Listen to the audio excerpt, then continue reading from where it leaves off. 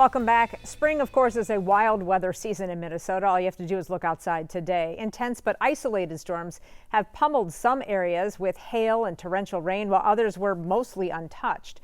But how do we find out those totals? Kent Erdahl explains the need for volunteers to do just that.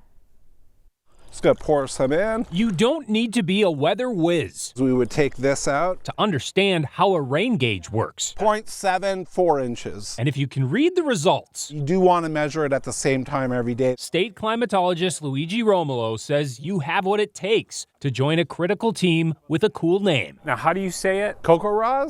KARE. What is that? What does KARE stand for? Sure, it's a very unusual acronym. It stands for the Community Collaborative Rain, Hail, and Snow Network. Now I know why they use an acronym. Correct. KARE is a nationwide network of 20,000 volunteers who help track rainfall, snow depth, and hail size in their own backyards. No high-tech tools. Styrofoam required. With tinfoil, you get a pretty good indication of the actual hail size. It seems like kind of an old school concept in this era of AI, getting weather on your phone or anywhere. But why is this important? So we have a lot of gaps where we don't have measurements for rainfall. In fact, we only have about 200 to 250 National Weather Service stations across the state.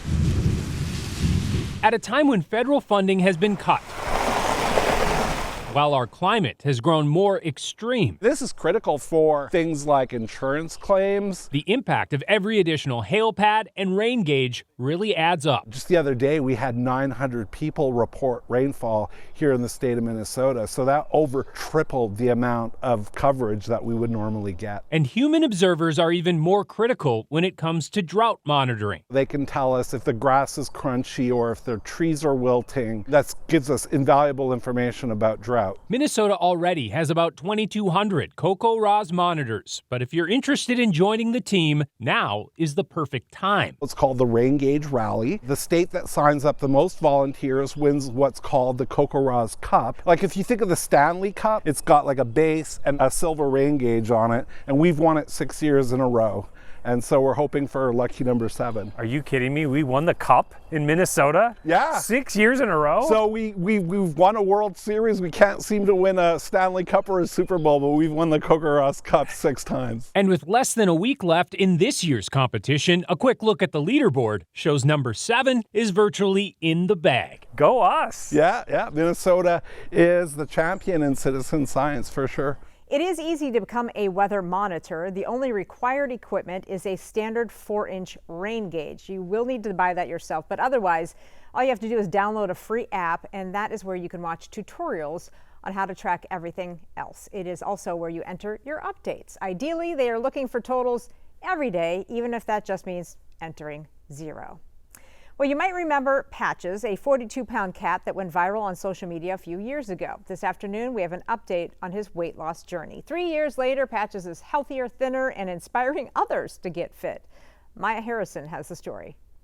It's been 3 years since a chunky feline took the community and the internet by storm. You may remember Patches, a once 42-pound cat that could barely get around. He went viral in 2023 after Richmond Animal Care and Control posted him in all his glory on its Facebook page. His previous owner had surrendered him. Patches was eventually adopted by Kay Ford in Mechanicsville. 3 years later, she's helped him lose a whopping 23 pounds. He's now down to about 17 pounds. I don't think it would be a stretch to say that he has completely changed my life for the better. Patches has been trading cat naps for cardio, shedding the weight and slimming down. Ford says his journey was a long one that included counting calories and sticking to a strict diet. He started off being fed 5 times a day, and then I was able to cut him back to 4 times a day.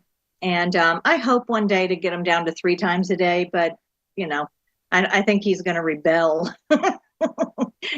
If I do that. Ford also says Patches only gets wet food and unfortunately no treats. She says it's amazing to see how far Patches has come. So when I saw Patches, I desperately wanted to help him. So he was the very first big old overweight cat I ever had. And since she started a Facebook page detailing Patch's progress, she says so many people locally and around the world have shown their support. And not only is Patch slimmer and healthier, he's inspiring complete strangers to lose weight. At our first meet and greet, we actually did have one of his top followers who made the list to come and meet him, and she was inspired. She started her weight loss journey 2 years ago, was inspired by Patches, lost 100 pounds and ran a marathon. And don't tell Patches, but Ford says she now wants to get him down to 16 pounds. At that point, I have no idea what I will do. I'll probably just, fall down in tears. I don't know. Maybe I'll plan a parade for him or something. Ford is now helping 2 other overweight cats, and you can follow it all on her Facebook page, Patch's Journey.